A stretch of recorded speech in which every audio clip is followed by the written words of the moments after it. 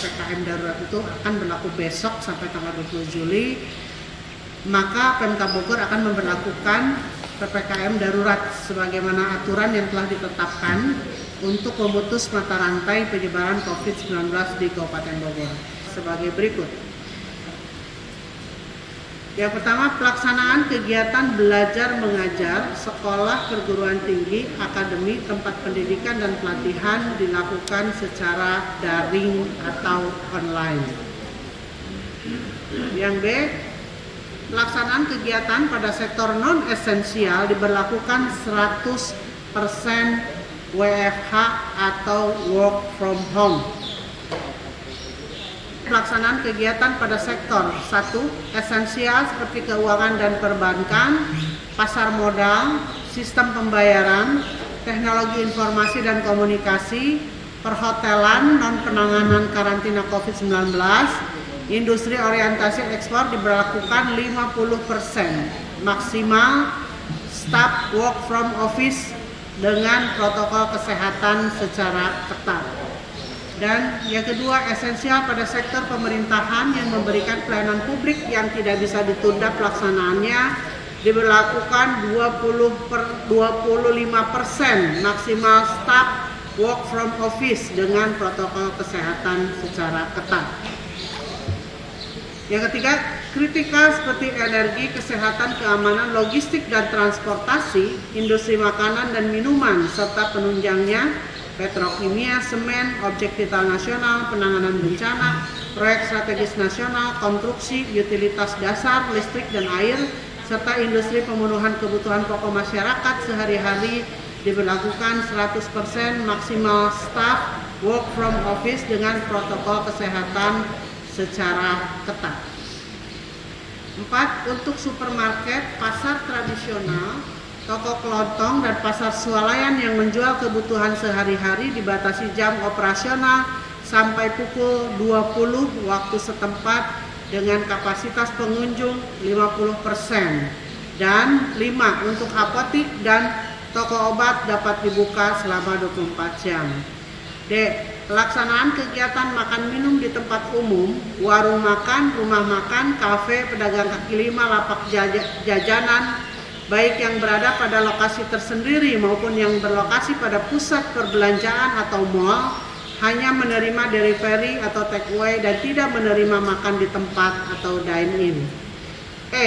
Kegiatan pada pusat perbelanjaan, mal, pusat perdagangan ditutup sementara kecuali akses untuk restoran, supermarket, dan pasar swalayan dapat diperbolehkan dengan memperhatikan ketentuan dalam huruf C, angka 4 dan huruf D.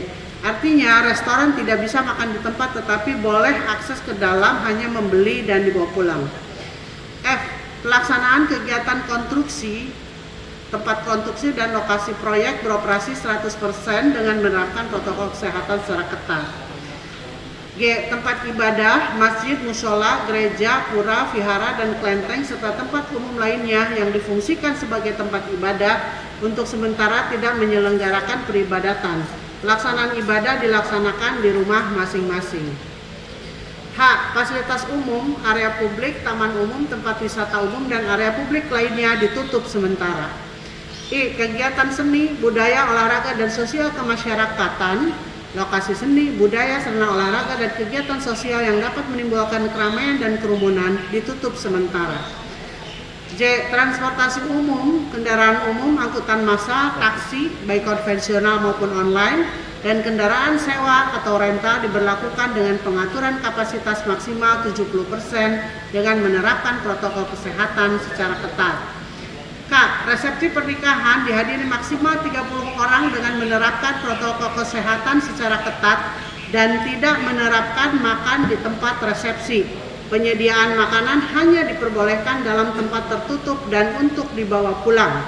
I. Pelaku perjalanan domestik yang menggunakan mobil pribadi, sepeda motor, dan transportasi umum jarak jauh, pesawat udara, bis, kapal laut, dan kereta api harus yang pertama menunjukkan kartu vaksin minimal vaksinasi dosis pertama. Yang kedua menunjukkan PCR H-2 untuk pesawat udara serta antigen H-1 untuk moda transportasi mobil pribadi, sepeda motor, bis, kereta api, dan kapal laut.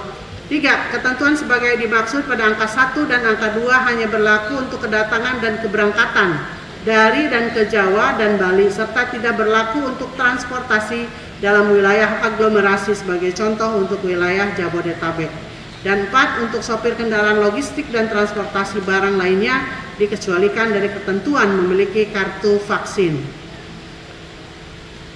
M. Tetap memakai masker dengan benar dan konsisten saat melaksanakan kegiatan di luar rumah serta tidak diizinkan penggunaan face shield tanpa penggunaan masker. Dan N. Pelaksanaan PPKM Mikro di RT RW zona tetap diberlakukan. Demikian Bapak Ibu yang saya hormati, dan kita berdoa semua semoga pandemi ini cepat berakhir, dan Bapak Ibu tolong jaga keluarga, saudara, teman-teman untuk tetap menjaga protokol kesehatan, memakai masker, menjaga jarak, hindari kerumunan, ya, mencuci tangan dan lain-lain.